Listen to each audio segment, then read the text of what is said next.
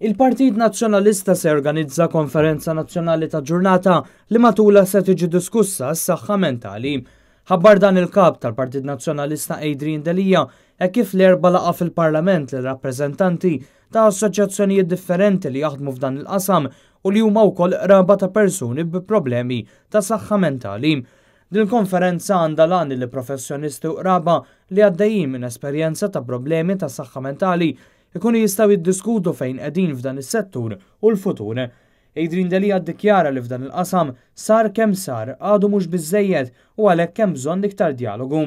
Din il-proposta ntlaqet tajjeb minn dawk preżenti bil-President tal-Assoċjazzjoni tas-Saħħa Mentali Godfrey Borg jiddikjara li fl-aħħar is-saħħa mentali jidher li hija fuq nett tal-aġenda politika nazzjonali u semma numru ta' nuqqasijiet f'dan is-settur mhux biss il-kwalità tal-Isptar Monte Carmeli imma wkoll il-qraba tal-pazjenti li jħossuhom minsija.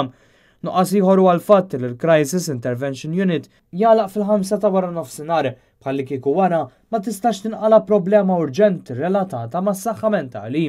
Għal din il-laqa, il-kap tal-Partit Nazzjonalista Adrian Delija kien akkumpanjat mis-Segretarju Ġenerali u kelliema l-isfidi tas-seklu 21 Clyde Pooley, il-kelliema s-saħħa mentali Mario Gallia u d-Deputat David Stellini kelliema l-affarijiet Ewropej u Brexit.